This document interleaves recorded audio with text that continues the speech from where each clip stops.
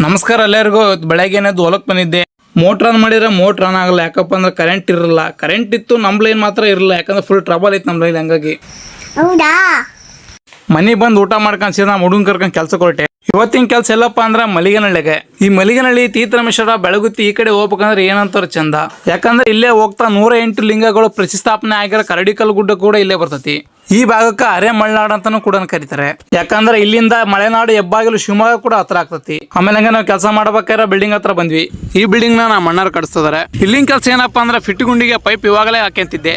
ಕಟ್ಟಡ ನಡಿಬೇಕಾದ್ರೆ ನಮಗೆ ಎಲ್ಲಿ ಅವಶ್ಯಕತೆ ಇತ್ತು ಅಲ್ಲಿ ಇವಾಗಲೇ ಪೈಪ್ ಹಾಕ್ಯಂತದ್ವಿ. ನೀವ್ಯಾರ ಬಿಲ್ಡಿಂಗ್ ಕಟ್ತಾ ಇದ್ರೆ ಫೌಂಡೇಶನ್ ಹಾಕ್ತಾರಲ್ಲ, ಆ ಟೈಮ್ನಾಗ ಪ್ಲಂಬರ್ ಕಳ್ಸಿ ಅವ್ರ ಕೈ ಪ್ಲಾನಿಂಗ್ ಕೊಡ್ರಿ. ಯಾಕಂದ್ರೆ ಅವಶ್ಯಕತೆ ಜಾಗದಾಗ ಪೈಪ್ ಇವಾಗಲೇ ಹಾಕಂತ ಪ್ರಾಜನ್ ಬಿಡ್ಕಂತಾರೆ. ನಾವು ಇದೇ ತರ ನಮ್ಮನ್ನ ಭೀಮ್ ಹಾಕ್ಬೇಕಾರೆ ಕರೆದಿದ್ರು. ಎಲ್ಲೆಲ್ಲಿ ಪೈಪ್ ಹೋಗ್ತಾವಲ್ಲ ಪ್ರಾಜನ್ ಇವಾಗಲೇ ಬಿಡ್ಕೊಂಡಿದ್ವಿ. ಈ ತರ ಕೆಲಸ ಮಾಡೋದಂದ್ರೆ ಮನೆ ಓನರಿಗೂ ಸ್ವಲ್ಪ ರೊಕ್ಕ ಉಳಿತೈತಿ. ಕೆಲವರಿಗೆ ಯಾವ್ದು ಇದೆಲ್ಲ ಮುಂಚೆ ಗೊತ್ತಾಗಲ್ಲ. ಭೀಮ್ ಹಾಕಿ ಮೇಲೆ ಆಮೇಲೆ ಪ್ಲಂಬರ್ ಕರೀತಾರೆ. ಆಮೇಲೆ ಮಾಡೋ ಎಲ್ಲ ಕೋರ್ ಕಟ್ಟಿಂಗು ಮತ್ತೆ ಎಲ್ಲ ಡ್ರಿಲ್ಲಿಂಗ್ ಎಲ್ಲ ಓನರ್ ಮೇಲೆ ಬೀಳೋದು. ಈ ತರ ಆದಾಗ ಭೀಮ್ ಕೂಡ ವಿಕಾಕವು, ಓನರ್ ರೊಕ್ಕ ಕೂಡ ಖರ್ಚಾಗ್ಬಿಡ್ತವೆ.